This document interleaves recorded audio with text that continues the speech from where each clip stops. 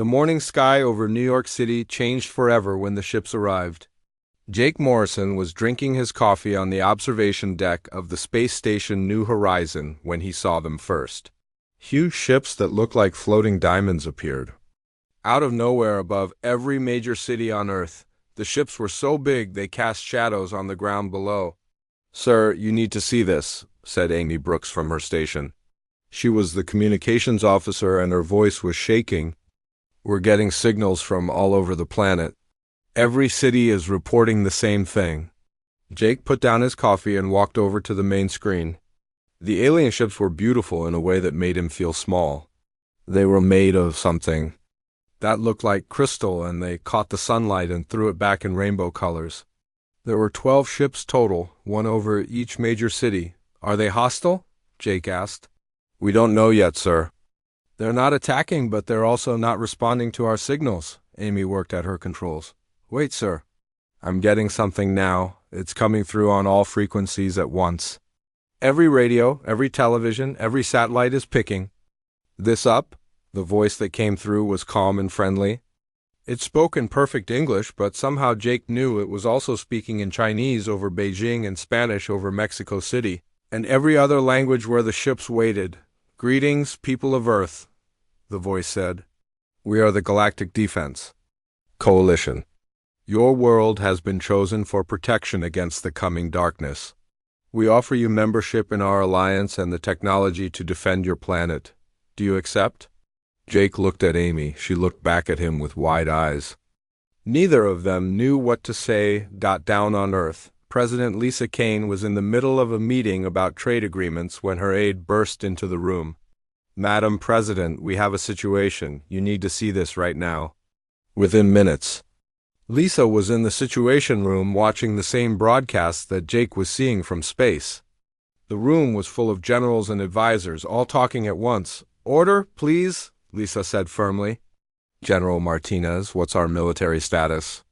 "All forces are on high alert, Madam President, but these ships appeared without any warning. Our radar didn't see them coming, they just showed up." Dr. Richard Stone, the government's chief science advisor, was studying the readings on his tablet. "The energy signatures are unlike anything we've ever seen. These ships are using technology that's hundreds of years ahead of ours. Are they a threat?" Lisa asked. "Unknown. But they're definitely not human." The alien voice spoke again through every speaker in the room. "We understand your caution. We will send representatives to meet with your leaders. Please prepare a location for diplomatic contact." Lisa looked around the room. "Well, I guess we're about to make first contact with an alien species. Set up a meeting at the United Nations building in New York." The alien representatives arrived 3 hours later in a smaller ship that landed softly in Central Park. The beings that stepped out were tall and graceful, with skin that seemed to change color like oil on water. They wore simple robes and moved with a fluid grace that was both beautiful and unsettling. The lead alien introduced himself as Ambassador Zalthine. He spoke through a small device that hung around his neck, and his voice was the same calm, friendly tone they had heard earlier. "We come in peace," he said to the assembled crowd of world leaders. "We are the HFY, and we serve the greater good of the galaxy. Your world is young and full of potential. We wish to help you survive what is coming." The meeting took place in the main assembly hall of the United Nations. Every major world leader was there, either in person or by video link. The HFY representatives sat at a special table that had been set up in the center of the room. "What exactly is coming?" asked President Kane. Ambassador Zalthine's skin shifted to a darker shade. "The Devourers. They are an ancient evil that spreads across the galaxy like a plague. They consume entire worlds, leaving nothing behind. They have destroyed countless civilizations." "And you fight them?" asked the Chinese premier. "We do. The Galactic Defense Coalition exists to protect young worlds from their hunger. We have saved many civilizations over the centuries." Dr. Stone leaned forward. "What do you want from us in return?" "Simply to join our alliance. We will provide you with defensive technology and training. In return, you will help us defend other worlds when the time comes. The Russian president spoke up. You're asking us to join a war. We are asking you to help us prevent wars, Zalfing replied. The Devourers cannot be reasoned with. They can only be stopped by force. Colonel Danny Hayes was sitting in the back of the room, representing the military observers. He had been quiet up until now, but something about the alien's words bothered him. Ambassador, Danny said, standing up. These Devourers you mention, what exactly are they? What do they look like? How do they fight? For just a moment, Zalfine hesitated. It was barely noticeable, but Danny caught it. He had spent 20 years in military intelligence, and he knew when someone was hiding something. They are difficult to explain to young species, Zalfine said carefully. They do not look like anything you would recognize. They are beings of pure hunger and destruction. That is all you need to know. But surely you have images of them? Video recordings? If we're going to fight them, we need to know what we're up against. That information will be provided once you join the coalition. For now, trust that we know how to fight them. Danny sat back down, but he made a mental note to look into this further. In his experience, allies who wouldn't share intelligence weren't really allies at all. The demonstration came the next day. The Kethver wanted to show Earth what their protection would look like. They had brought a small asteroid into Earth's orbit and were going to show how their defenses worked. The whole world watched as the alien ships powered up their weapons. Blue energy flowed along the crystal surfaces of their hulls, and then beams of light shot out toward the asteroid. The rock simply disappeared, turned to dust in seconds.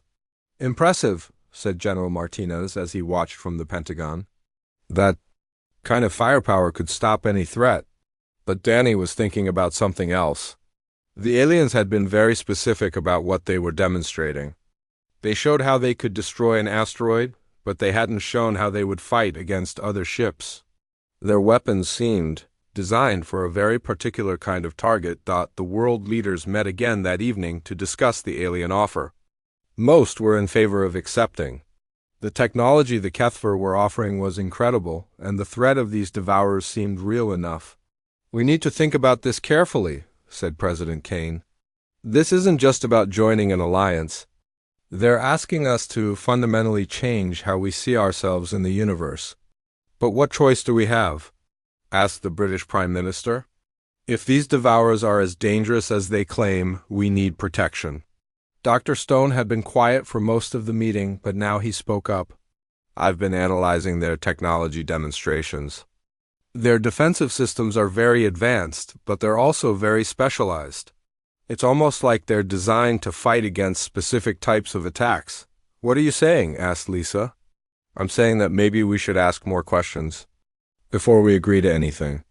These aliens claim they're protecting us from something, but they won't tell us what that something actually is. In my experience, that's usually because the truth is more complicated than they want us to know. Danny nodded. I agree. Something about this whole situation feels off. They're offering us protection, but they're also asking us to help them fight their wars.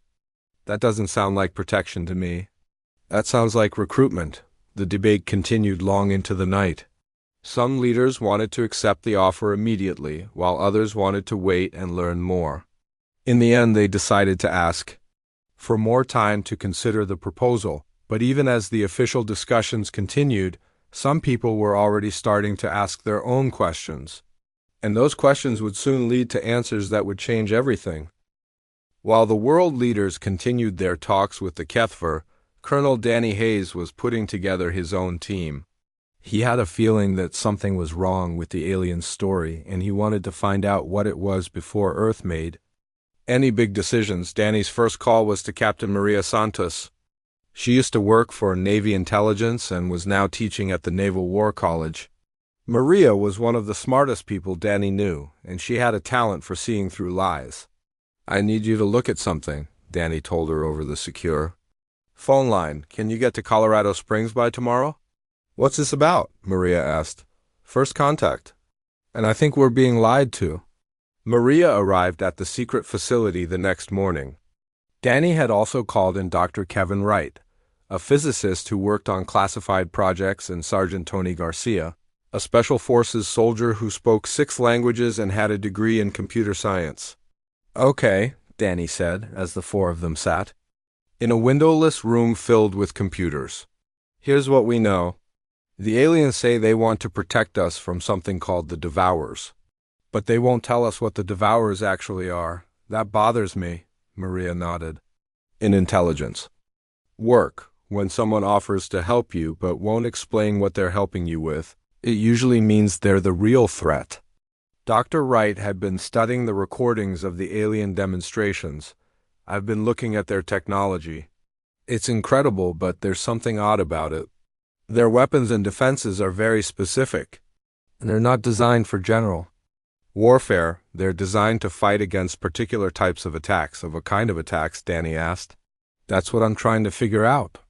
But based on the energy patterns, I'd say they're designed to fight against other advanced civilizations. Not primitive enemies, not monsters or devourers. Other spacefaring species with technology similar to their own. Tony had been working on intercepting alien communications. I've been monitoring their transmissions, he said. They're not just talking to us. They're in contact with other species too. And get this, they're having the same conversation with all of them. What do you mean? Maria asked. I mean, they're offering the same deal to other planets. Protection from the Devourers in exchange for joining their coalition. But here's the weird part. None of the species they're talking to have ever actually seen these Devourers. Danny leaned forward. Are you sure about that? Positive. I've decoded fragments of their communications with at least 12 different species. They all ask the same questions we're asking. What are the Devourers? Where do they come from? How do we fight them? And the Kethver give them all the same non-answers they're giving us. Dr. Wright pulled up a holographic display showing the alien ships. I've been analyzing their fleet composition too. These aren't exploration vessels or diplomatic ships. They're military vessels, heavily armed and designed for combat. But they said they're peacekeepers, Maria pointed out. Peacekeepers don't usually travel in battle fleets, Danny replied, unless they're planning to keep the peace by force. The team worked for 3 days straight, analyzing everything they could find about the Kethver and their coalition. What they discovered was disturbing. Look at this, Tony said, pointing to a chart on his computer screen. I've been tracking the coalition's activities for the past 50 years based on their own communications. They've recruited 17 different species into their alliance. But here's the thing. Every single one of those species has certain characteristics in common. What kind of characteristics? Danny asked. They're all young civilizations. They're all aggressive. They all have strong military traditions. And they all have high birth rates and adapt quickly to new situations. Maria frowned. That sounds like they're recruiting soldiers, not allies. That's what I think too, but it gets worse. I've been looking at what happened to these species after they joined the coalition. Within 10 years of joining, they all started sending large numbers of their population to serve in coalition military forces. Dr. Wright had been quiet for a while, but now he spoke up. I think I know what's happening. These aren't peacekeepers. They're recruiters. They go around the galaxy finding young, aggressive species and convincing them to join their military alliance. But why? Danny asked. What do they need all these soldiers for? That's what we need to find out. But I have a theory. What if the Devourers aren't some ancient evil that destroys civilizations? What if they're just the name the coalition uses for anyone who refuses to join them? The breakthrough came on the 4th day. Tony had been working on decoding more alien communications when he found something interesting. It was a transmission between 2 Kethver commanders, and they were discussing Earth's potential. The humans show promise, one of them said. They are aggressive and adaptable. Their military traditions are strong. They would make excellent frontline troops. But they ask too many questions, the other replied. We may need to provide more convincing demonstrations of the Devourer threat. How do we do that without revealing the truth? We stage an attack. Make it look like Devourers are threatening a nearby system. The humans will see the destruction and agree to our terms. Danny felt sick as he listened to the recording. They're planning to fake an attack to scare us into joining them. Maria was already working on her computer. I'm trying to trace where this transmission came from. If we can prove they're planning to deceive us, we can take this to the president. But before they could do anything else, alarms started going off throughout the facility. The security officer burst into their room. Sir, we have a situation. Long-range sensors are detecting incoming ships at the edge of the solar system. They're not Kethver vessels. Danny and his team rushed to the main control room. On the big screen, they could see the incoming ships. They were dark and angular, completely different from the crystal ships of the Kethver. How many? Danny asked. 12 ships, sir. They're moving fast and they're heading straight for Earth. This was it, Danny thought. The fake attack the Kethver had been planning. They were going to make it look like the Devourers were attacking Earth to force humanity into joining their coalition, but then something unexpected happened. The incoming ship sent a message directly to Earth, bypassing the Kethver completely.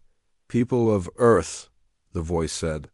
It was different from the Kethver voice, deeper and more serious. We are the Hegemony Fleet. We come not to attack, but to warn you. The beings you call the Galactic Defense Coalition are not your protectors. They are your enemies. Danny looked at his team. None of them had expected this. The voice continued. We have been fighting the coalition for centuries. They travel the galaxy enslaving young civilizations by convincing them they need protection. The Devourers they speak of are civilizations like ours, civilizations that have refused to be conquered. On the screen, one of the dark ships came closer to Earth. It was enormous, easily twice the size of the Kethver vessels. But it made no aggressive moves. We know you have been in contact with the coalition. We know they have offered you membership in their alliance. Before you decide, you should know the truth about what membership means. Danny grabbed his secure phone and called the Pentagon. I need to speak to General Martinez immediately. Tell him it's about the aliens. While Danny was on the phone, Maria was recording everything. This was the proof they needed that the coalition wasn't what it claimed to be. But it was also something more. It was proof that there were other options, besides joining the Kethver or facing the mysterious Devourers alone. We do not ask you to join us, the hegemony voice continued. We ask only that you listen to the truth before you make your decision. The coalition has enslaved 17 civilizations using the same lies they are telling you now. Do not become the 18th. Dr. Wright was analyzing the new ship's energy signatures. These ships are using completely different technology from the Kethver. But they're just as advanced, maybe more advanced. That means the coalition isn't the only game in town, Tony said. There are other civilizations out there that haven't been conquered. Danny finished his phone call and turned to his team. I just spoke to General Martinez. He's setting up an emergency briefing with the president.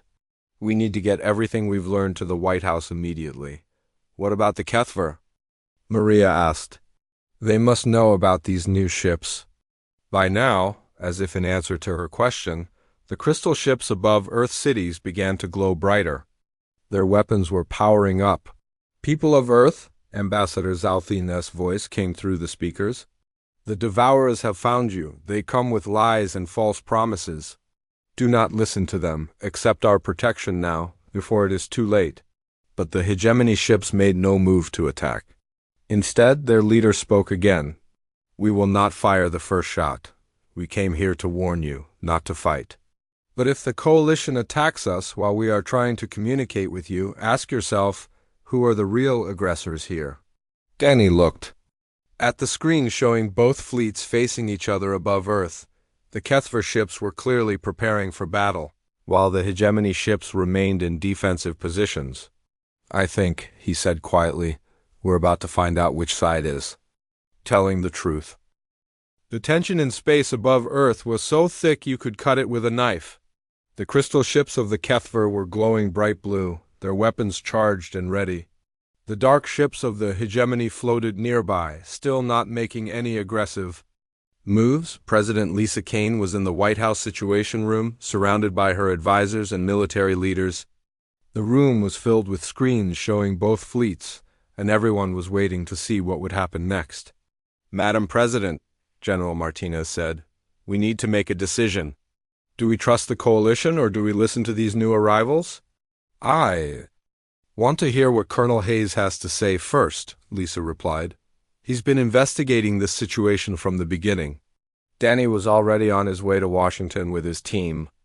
But before he could arrive, the situation in space took a dramatic turn. One of the HFY ships fired a warning shot across the bow of the lead hegemony vessel.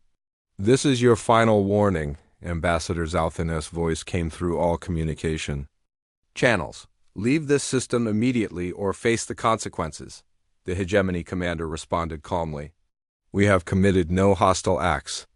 We came here to communicate, not to fight. But we will defend ourselves if attacked." Dr. Richard Stone was watching the energy readings from both fleets. "The hegemony ships are more powerful than the coalition vessels," he told the president. "But they're not using that power aggressively. They're just sitting there." "That tells us something," Lisa said. "If they wanted to attack Earth, they would have done it already." The standoff continued for 2 hours. Then something unexpected happened. A third group of ships appeared at the edge of the solar system. These ships were different from both the HFY and hegemony vessels. They were smaller and looked like they were built from scrap metal. "Who are these guys?" asked General Martinez. The answer came quickly. "This is Captain Rex Norton of the Free Traders Alliance," a human voice said over the radio. "We're here to evacuate any humans who want to leave before this gets ugly." Everyone in the Situation Room looked at each other in surprise. "Did he just say free traders?" asked Dr. Stone. "This is Earth Command," General Martinez responded. "Identify yourself." "Are you human? Born and raised in Detroit?" Rex replied. "Left Earth 20 years ago on a deep space mission. Been trading with various alien species ever since. When we heard the coalition was here, we figured you might need some help." Lisa grabbed the microphone. "This is President Kane. How many human ships are out there?" "Just 3, ma'am." "But we've got friends. The coalition has been trying to recruit or conquer every species in this part of the galaxy for the past century. A lot of us have banded together to resist them." This was getting more complicated by the minute. Now there were 3 different groups of ships above Earth, and one of them was apparently led by humans who had been living in space for years. "Rex," Lisa said, "we need to talk. Can you come down to Earth?" "Sorry, ma'am. Too dangerous. The coalition doesn't like it when their potential recruits talk to free humans. They tend to shoot first and ask questions later." As if to prove his point, one of the HFY ships turned its weapons toward the free trader vessels. But before it could fire, 2 hegemony ships moved to block the shot. "Stand down, coalition vessel," the hegemony commander said. "You will not fire on civilian ships in this system." Ambassador Zalthin's voice came through the speakers again, but this time he sounded angry. "The Devourers have corrupted these humans already. They are spreading lies and false information. Earth must choose now, join the coalition, or face destruction." "There's that word again," Danny said as he finally arrived at the White House. He and his team had been listening to the communications during their flight. "Notice how they keep calling everyone who opposes them Devourers." Lisa turned to Danny. "What did you find out?" Danny quickly explained what his team had discovered. The coalition wasn't protecting young civilizations, they were recruiting them as soldiers. The Devourers weren't some ancient evil. They were just the name the coalition used for anyone who refused to join them. "So the coalition is building an army," Lisa said. "But for what purpose?" "That's what we need to find out," Danny replied. "But first we need to hear what the hegemony has to say. They might have answers." The hegemony commander seemed to read their minds. "People of Earth, we request permission to send a representative to your planet. We have information that will help you understand the true nature of the coalition." "Permission granted," Lisa said immediately. "Land at Andrews Air Force Base." The hegemony shuttle that landed an hour later was unlike anything humans had ever Seen, it looked like it was made from liquid metal that had been frozen in place. The being that stepped out was tall and elegant, with silver skin that seemed to glow from within. "I am Commander Veltar of the Hegemony Defense Forces," the being said. "I thank you for allowing me to speak with you." The meeting took place in the Pentagon's secure briefing room. Commander Veltar stood at the front of the room, facing the assembled American leaders and military officials. "The coalition you know as the Galactic Defense Coalition is not what it claims to be," Veltar began. "They are an empire that has been expanding across the galaxy for over 1,000 years. They conquer civilizations not through direct invasion, but through deception and manipulation." Veltar activated a holographic display that showed a map of the galaxy. Hundreds of star systems were marked in red. These are the civilizations that have been absorbed by the coalition. They all followed the same pattern. First, the coalition arrives and offers protection from a mysterious threat. Then, once the civilization agrees to join, they are gradually turned into soldiers for the coalition's army. "But why?" asked General Martinez. "What are they trying to accomplish?" "They are trying to control the entire galaxy," Veltar replied. "Every species that joins their coalition becomes a resource for their expansion. They use the young and aggressive species as frontline troops. They use the more advanced species for their technology and manufacturing. And they use the peaceful species as support staff and administrators." Dr. Stone leaned forward. "What happened to the civilizations that refused to join?" "That depends on their military strength," Veltar answered. "Weak civilizations are simply conquered by force. Strong civilizations like ours are labeled as devourers and become targets for coalition military campaigns." "So the devourers are actually the good guys?" Lisa asked. "There are no good guys or bad guys in this conflict," Veltar said. "There are only those who choose freedom and those who choose servitude. The coalition offers security and protection, but the price is your independence. We offer nothing but the chance to remain free." Danny spoke up. "How many civilizations are fighting against the coalition?" 47 species have joined the hegemony," Veltar replied. "We are outnumbered by the coalition forces, but we have advantages. We fight for our freedom, while coalition troops fight because they must. We use our own technology and tactics, while coalition forces must follow coalition doctrine." "What about the human free traders?" Maria asked. "How do they fit into this?" "Captain Norton and his people represent a third option," Veltar explained. "They are not part of the hegemony, but they work with us sometimes. They trade between different species and help spread information that the coalition tries to suppress." Lisa looked around the room at her advisors. "So our choices are join the coalition and become their soldiers, join the hegemony and fight a war we might lose, or try to stay independent like the free traders." "There is a fourth option," Veltar said quietly. "You could surrender to the coalition without fighting. Many species have chosen this path. They live comfortable lives under coalition protection, but they are no longer free to make their own choices." "That's not an option," General Martinez said firmly.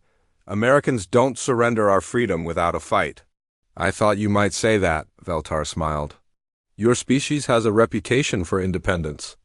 That is why we came to warn you, rather than simply ignoring the coalition's recruitment efforts."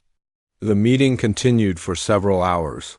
Veltar shared intelligence about coalition military tactics, their technology, and their weaknesses. The picture that emerged was complex and disturbing. The coalition was powerful, but they weren't invincible. They relied heavily on their recruited species to do their fighting for them. The core Kethver race was actually quite small, maybe 1 billion individuals total. But they controlled the military forces of 17 different species. "Their strength is also their weakness," Veltar explained. "They have to keep all their recruited species happy and loyal. If they push too hard, or if their recruited species start to question the coalition's motives, they could face internal rebellions." "Has that ever happened?" Danny asked. 3 times in the past century," Veltar replied. "Each time, the coalition had to commit significant forces to suppress the rebellion. And each time, we were able to liberate several worlds while they were distracted. As the meeting ended, Lisa made her decision. We need time to consider our options. Tell the coalition we're still evaluating their offer. Tell the hegemony we appreciate their warning. And tell Captain Norton we'd like to talk to him more. What about the American people? Dr. Stone asked. They deserve to know what's happening. President Lisa Kane called an emergency meeting with her top military leaders and advisors. The room was tense as everyone tried to process what they had learned from Commander Veltar. The coalition wasn't offering protection, they were offering slavery disguised as security. We can't just tell the coalition to go away, General Martinez said. They have ships above every major city. If we refuse their offer, they might attack. And we can't fight them directly, added Admiral Susan Clark from Naval Command. Their technology is centuries ahead of ours. A direct confrontation would be suicide. Dr. Stone was reviewing the intelligence data that Veltar had shared. The coalition has one major weakness. They rely on recruited species to do their fighting. If we could somehow turn that against them. Danny had been quiet during most of the meeting, but now he spoke up. What if we don't refuse their offer? What if we accept it, but on our terms? Everyone looked at him like he was crazy. You want us to join them? Lisa asked. Think about it, Danny said. They want to recruit us as soldiers. Fine, but they don't really understand what human soldiers are capable of. They think we're just another primitive species that fights with brute force. They don't know about human military strategy, tactics, or our ability to adapt and improvise. Maria, who had been part of Danny's investigation team, nodded slowly. You're suggesting we infiltrate their military structure. Exactly. We join their coalition, but we keep our independence. We learn their technology, study their weaknesses, and wait for the right moment to turn against them. General Martinez leaned forward. That's incredibly risky. If they discover what we're doing, they could destroy Earth. They could destroy Earth right now if they wanted to, Danny pointed out. But they need us alive to serve as their soldiers. That gives us some protection. Lisa thought about this for a moment. What about the hegemony? If we join the coalition, we'll be fighting against civilizations that are trying to stay free? Not necessarily, Danny replied. Commander Veltar said the coalition uses their recruited species for frontline combat. But they don't usually let those species plan their own operations. What if we could coordinate with the hegemony secretly? We could feed them intelligence about coalition operations while appearing to be loyal coalition members. Dr. Stone was getting excited about the idea. We could also work on sabotaging coalition technology from the inside. If we understand how their systems work, we might be able to find ways to disable them when the time comes. It's a long-term plan, Maria added. We'd have to play along for months or even years before we could make our move. But it might be our only chance to fight back without getting Earth destroyed in the process. Lisa looked around the room. This is the most dangerous thing our country has ever attempted. We'd be betting the survival of the human race on our ability to outsmart an alien empire that's been conquering civilizations for 1,000 years. Madam President, General Martinez said quietly, we've been betting the survival of the human race on our ability to outsmart our enemies since we first picked up sticks and stones. It's what we do. The decision was made. Lisa would tell the coalition that Earth accepted their offer, but with conditions. Humans would provide military support to the coalition, but only in defensive operations. Earth would retain control over its own military forces, and humans would have full access to coalition technology and training. They'll never agree to those terms, Admiral Clark said. They might, Danny replied. Remember, they need soldiers more than they need complete control. And they probably think they can manipulate us into giving up our independence gradually, once we're part of their system. Let's hope they're wrong about that, Lisa said. The next day, President Kane met with Ambassador Zalthine to deliver Earth's response. The meeting took place in the same UN Assembly Hall where the first contact had occurred, but this time the atmosphere was very different. We have considered your offer carefully, Lisa said. Earth is willing to join the Galactic Defense Coalition, but we have some requirements. Zalthin's skin shifted to a pleased blue color. We are glad to hear of your decision.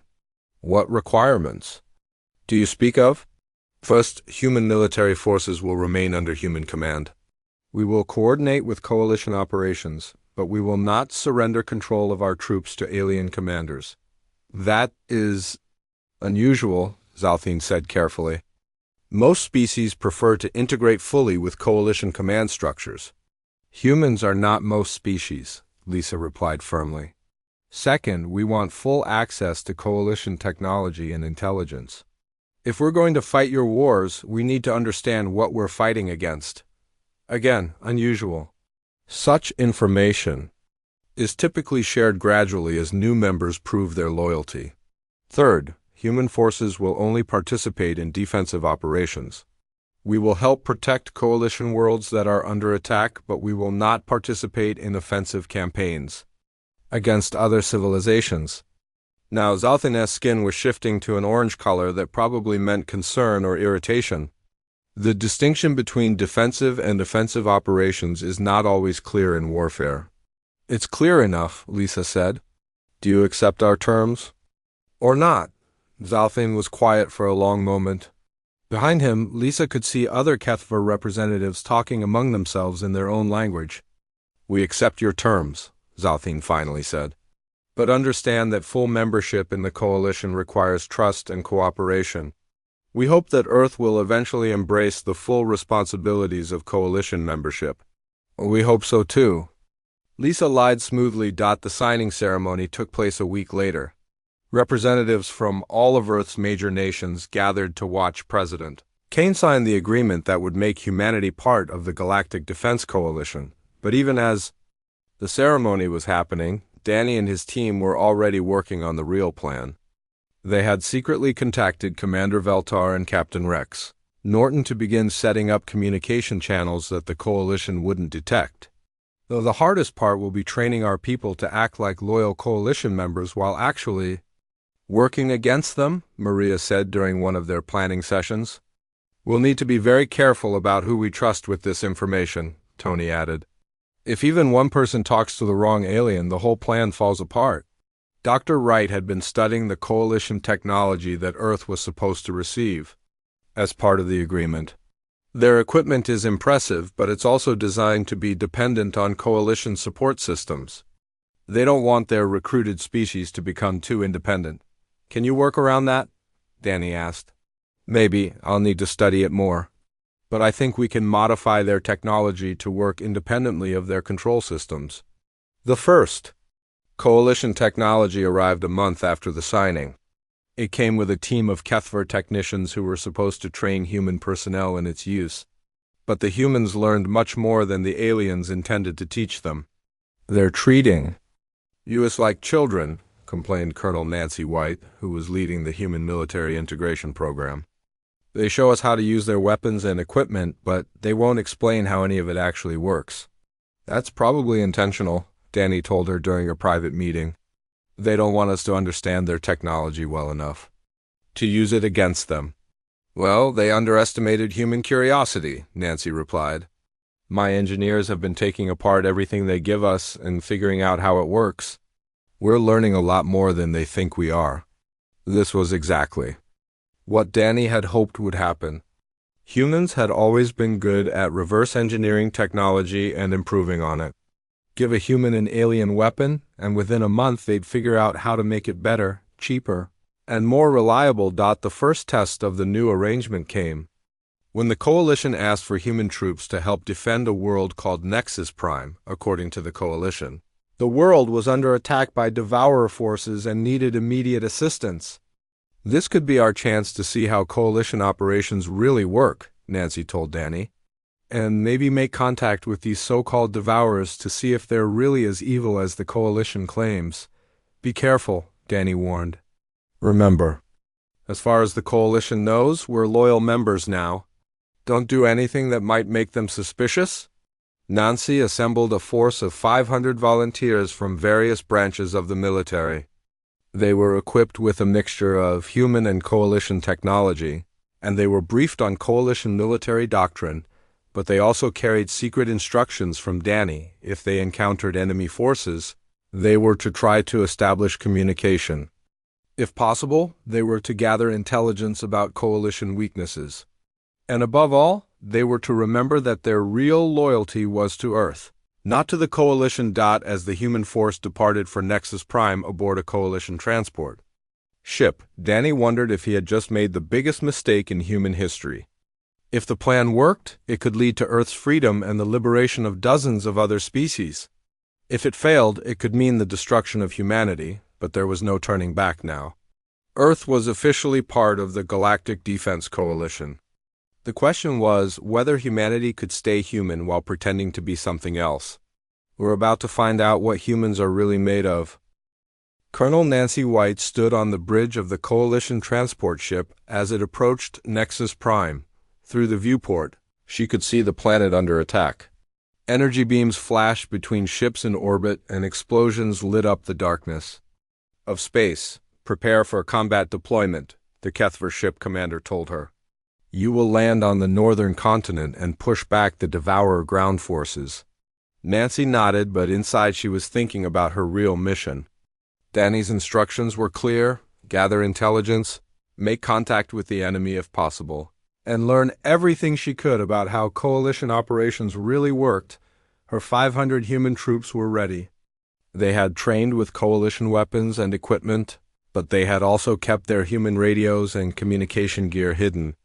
If everything went according to plan, they would be able to communicate with Earth without the coalition knowing about it. The landing was rough. The transport ship dropped them in the middle of a battle zone, where coalition forces were fighting against defenders that the Kethver called Devourers. But as Nancy looked through her binoculars at the enemy positions, she saw something that surprised her. The Devourers looked like regular people. They weren't monsters or evil beings bent on destruction. They were soldiers defending their world, just like humans would defend Earth if aliens invaded. "Ma'am," Sergeant First Class Joe Miller said, crawling up to her position, "I've been listening to enemy communications. They're not speaking some alien language. They're speaking standard galactic trade language, and they're calling for help." "From something called the Free Alliance." Nancy frowned. "The Free Alliance? That sounds like the same group Captain Norton mentioned." The battle continued for 3 days. Nancy's human troops fought alongside coalition forces, but she made sure they didn't fight too hard. She wanted to observe how the coalition conducted operations, and she wanted to find a way to communicate with the defenders. Her chance came on the third night.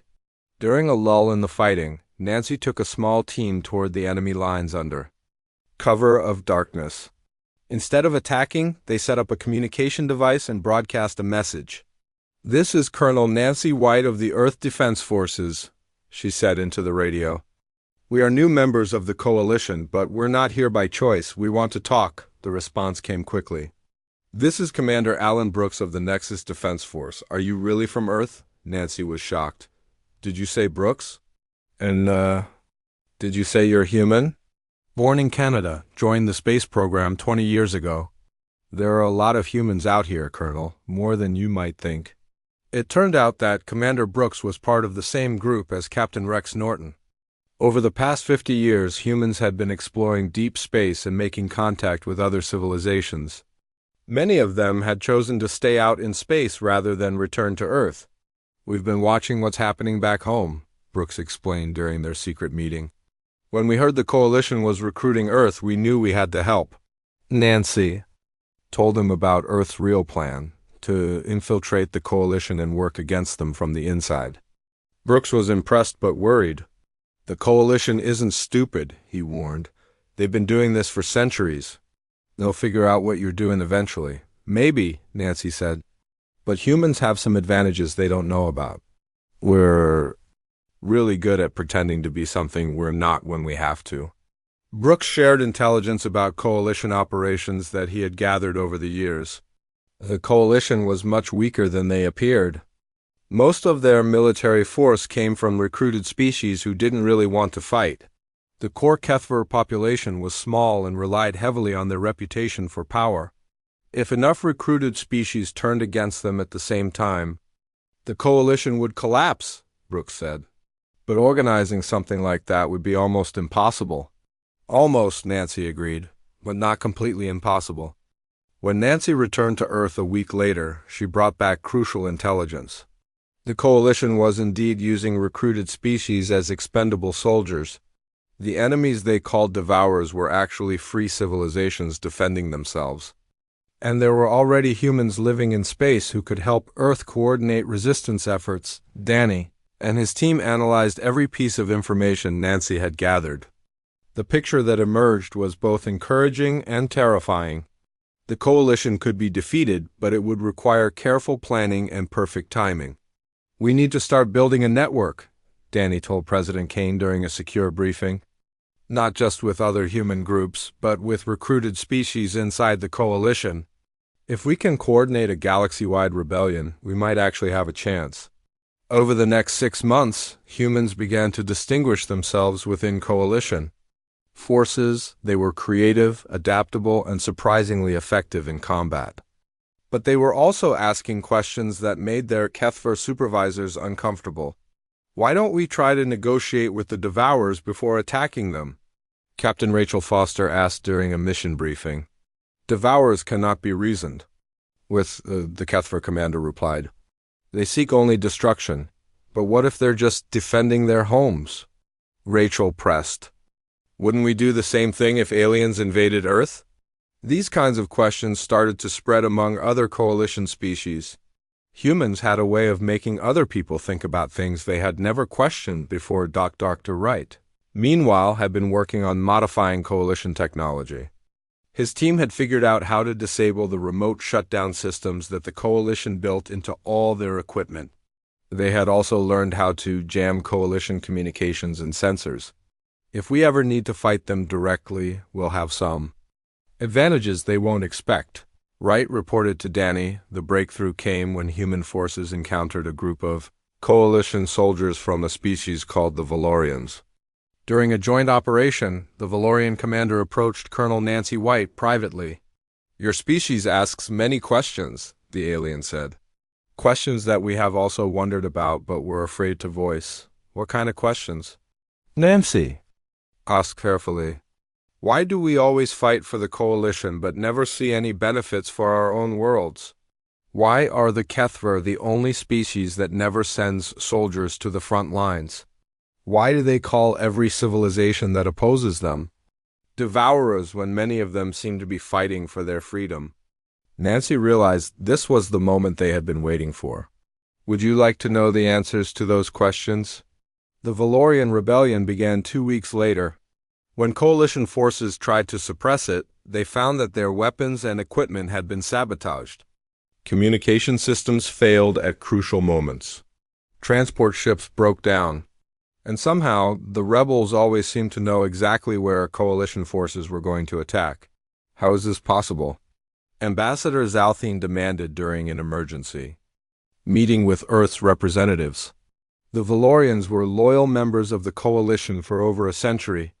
"Maybe they just got tired of being used," President Kane replied innocently.